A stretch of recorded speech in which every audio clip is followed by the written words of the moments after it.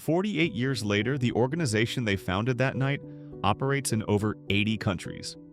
Interpol has identified it as one of the primary actors behind global cyber-enabled financial fraud. Italian authorities have called it a mafia-type organization. Spanish police have dismantled cells from Seville to Barcelona. Germany, Ireland, Canada, Australia, the United States, all running active investigations. It is known as Black Axe, and it has generated billions of dollars through fraud, drug trafficking, human trafficking, and extortion. Most of it from victims who were targeted on the internet by people they never met, in countries they had never visited, by an organization they had never heard of. Today, we climb every rank. From a university student in Benin City being pressured to join a cult, to the zone chiefs and national leadership running one of the most geographically dispersed criminal organizations in history. Your life. As every rank in Black Axe. Rank 1. The Initiate. University Campus Black Axe began as a university fraternity, and in many ways it still operates like one, which is what makes it so difficult to combat. Nigerian universities have been dominated by confraternities, secret societies, since the 1950s. Some are benign, some are violently criminal. They offer what many Nigerian students desperately need: network, protection, access, and belonging, in an environment where none of those things come easily. As an initiate, you go through a process: observation, vetting, then an initiation ceremony that involves oaths, rituals, and a commitment that the organization frames as lifelong brotherhood. The initiation is deliberately designed to create psychological binding. You have shared secrets, committed to silence, and been told that betrayal has severe consequences. Membership is officially restricted to educated men. Black Axe still positions itself as an intellectual organization, still maintains the rhetoric of Pan-African liberation, still runs events, conferences, and community programs. The Neo-Black Movement of Africa, its public face, is a legally registered organization in Nigeria with thousands of claimed members. The separation between the legal NBM and the criminal Black Axe is, according to law enforcement agencies from Italy to Canada, largely fictional. The same network that runs community events also runs international fraud operations. The same brothers who attend graduation ceremonies also attend meetings about business, email compromise schemes, targeting European corporations. You don't know that yet. You just know that you have brothers now. Rank 2. The Yahoo Boy, the Fraudster Yahoo Boys. In Nigeria, the term is almost affectionate: young men who make money through internet fraud. The original 419 scam, named for the section of Nigerian law that prohibited it, promised recipients a share of a deceased Nigerian prince's fortune in exchange for a small advance fee. In the 1990s, Black Axe members adapted it for email. Over the following decade, the schemes became more sophisticated. Romance scams. Building fake relationships with lonely people over months before requesting money for emergencies. Business email compromise. Hacking or spoofing corporate email accounts to intercept supplier invoices and redirect payments. Investment fraud. Fake job offers. Fake visa services.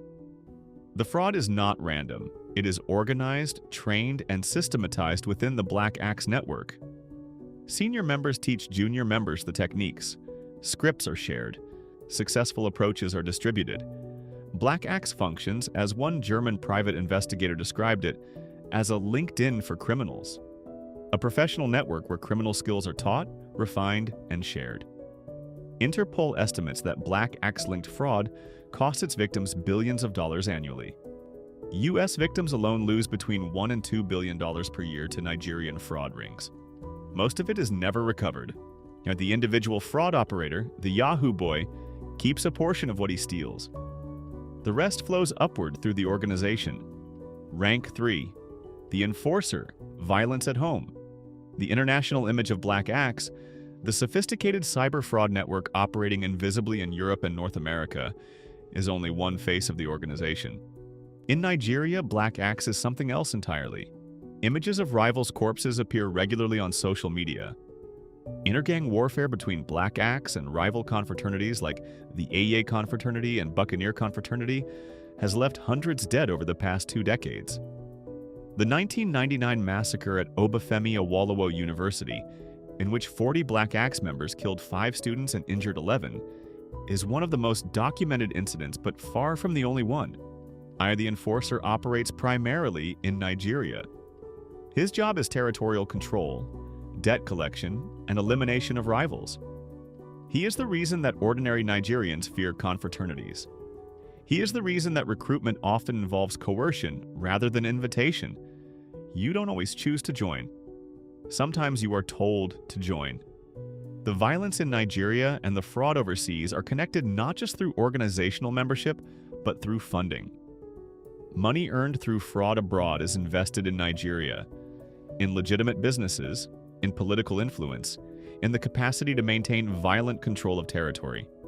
Black Axe documents, leaked to the BBC and analyzed extensively, show an organization that has infiltrated Nigerian politics at every level. Candidates funded by Black Axe win elections, and officials on Black Axe's payroll protect its members. The cult has become, as one Nigerian activist described it, woven into the state itself. Rank 4. The Trafficker, the Italy pipeline. Italy is Black Axe's primary European hub, and the organization's activities there go far beyond internet fraud. In Castelvolturno and across Campania, Black Axe operates a human trafficking pipeline that brings Nigerian women to Italy with promises of jobs, waitressing, cleaning, childcare, and then forces them into prostitution to repay debts for their journey that were never disclosed up front. The debt, called juju debt in the trafficking network, is enforced through ritual. The women undergo ceremonies in Nigeria before departure, handing over hair, nails, and blood, which are used to threaten them if they try to escape or report to police. Italian authorities described Black Axe in 2016 as a mafia-type organization after a major investigation dismantled a cell involved in drug trafficking, prostitution, and violent crime. In January 2025, Italian police dismantled another drug trafficking scheme operating between Nigeria and Italy. Black Axe pays tribute to the Camorra for operating rights on Italian soil, a percentage of prostitution and drug revenues. The Sicilian Mafia has similar arrangements in Palermo. Nigerian organized crime has, over decades, successfully negotiated a position within Italy's existing criminal economy. In Spain, a January 2026 crackdown arrested 34 Black Axe members across Seville, Madrid, Malaga, and Barcelona, seizing nearly €6 million in documented fraud losses. Spanish police noted that local money mules, Spanish nationals from economically depressed areas, were recruited to move funds and insulate Black Axe leadership from exposure. Rank 5, the BEC specialist, business email compromise. Business email compromise is Black Axe's most sophisticated and most profitable criminal specialty. It is the evolution of the Nigerian print scam into something that targets corporations, law firms, real estate transactions, and government procurement processes. The scheme requires real technical skill. Operators monitor corporate email traffic, sometimes through hacking, sometimes through social engineering, until they identify a transaction large enough to target. They then create a spoofed email address that is nearly identical to a known vendor or partner. They intercept the payment request and redirect the funds before the real vendor notices anything is wrong. At the highest levels of BEC operation, Black Axe specialists earn hundreds of thousands of dollars per successful attack. They operate across multiple jurisdictions simultaneously, rotating through different target industries and geographies to avoid pattern detection. In Mississauga, Ontario, an Ikechukwu Amadi was convicted in 2019 for participating in a $5 billion money laundering scheme linked to Black Axe fraud networks. The scale was staggering, not millions but billions, passing through a quiet Canadian suburb. The BEC specialist is often the highest paid individual in a Black Axe cell. They are educated, tech-savvy, and operate almost entirely online. They can live anywhere, yet they often do, rotating through multiple countries to avoid detection, living comfortable lives in cities that have no idea they are hosting one of the world's most effective fraud operations. Rank 6. The Zone Chief. Regional leadership Black Axe divides its territory into zones. A approximately 60 inside Nigeria and 35 abroad. Each zone has a leadership structure, collects dues from members, coordinates criminal operations, and maintains loyalty to the national body in Nigeria. The zone chief is the bridge between the global criminal operation and the local cell. He knows the members in his zone personally. He manages their activities, resolves conflicts, and ensures that revenue flows back to Nigeria. The tension between international zones and the national body in Nigeria is real and documented. Foreign cells, and particularly in Europe, have increasingly resisted sending money back, operating more autonomously as they build their own revenue streams. This has created friction. The national body has even placed bans on new recruitment in Italy after disputes over revenue sharing. Despite this tension, the zone structure gives Black Axe something that most criminal organizations lack: genuine organizational resilience. When law enforcement dismantles one cell, the structure around it continues. The zone continues. The network adapts. A new cell forms. German and Spanish law enforcement, which have run the most sustained European investigations into Black Axe, note that every major arrest is followed within months by reconstitution of the disrupted cell. The network has decades of experience rebuilding after law enforcement pressure. I rank 7. The national body. Nigeria leadership. The national leadership of Black Axe operates with a dual identity that has frustrated investigators for decades. The Neo-Black movement maintains a legal corporate structure in Nigeria. It has registered members, published constitutional documents, and official leadership. It denies any connection to Black Axe criminality, describing itself as a cultural organization that has been unfairly associated with criminal elements. In 2024, the NBM publicly distanced itself from the Black Axe, expelling members found to have criminal connections. The statement was treated skeptically by European and North American law enforcement.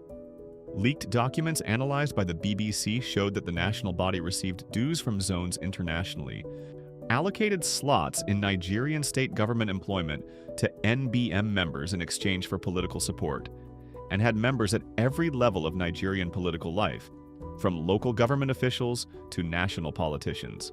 One document showed 35 million naira being directed to NBM's Benin City Zone to protect votes and secure victory in a 2012 governorship election. The relationship between the confraternity and Nigerian politics is not peripheral, it is structural. For the national leadership, the organization is simultaneously a cultural movement, a political machine, and the organizational infrastructure of a global criminal enterprise. Separating these three functions, for legal purposes, for investigative purposes, for understanding purposes, may be impossible, because they were never designed to be separate. In rank 8, the origin, 9 students, 1977. The 8th rank is not the top of the hierarchy. It is, as always on this channel, the beginning of the story. Nicholas Idamudia and 8 other students founded the Neo-Black Movement of Africa on July 7, 1977. Their stated purpose was genuine: to resist neo-colonialism, to promote Pan-African consciousness, to provide brotherhood and support to students navigating a system they felt was stacked against them. The descent from liberation movement to criminal enterprise was not sudden. It was gradual.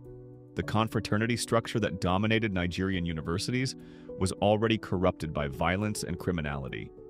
The economic desperation that accompanied Nigeria's oil crashes in the 1980s and 90s created conditions where fraud and crime became rational survival strategies for ambitious young men with no other path. The globalization of Nigerian diaspora communities created a network that could be activated for criminal purposes. None of the 9 founders in 1977 were planning a global fraud empire. They were planning a better Nigeria. 48 years later, Black Axe operates in 80 countries. It defrauds pensioners in Ohio and corporations in Germany. It traffics women from Benin City to Italian roadsides. It has elected politicians to office in Nigeria. It has generated billions of dollars in criminal revenue. And it still holds annual conferences about Pan-African liberation. Under the axe that was meant to smash the shackles of colonialism has spent the last 3 decades shackling other people instead. From 9 idealists on a university campus, to a criminal network in 80 countries that defrauds billions of dollars from people who never knew it existed. Black Axe is not the gang you've been told to fear. It doesn't look like MS-13. It doesn't look like the Yakuza. It looks like a business. It looks like a student organization. It looks like a community group. That is exactly why it is so hard to stop. Rank after rank, subscribe, and keep climbing.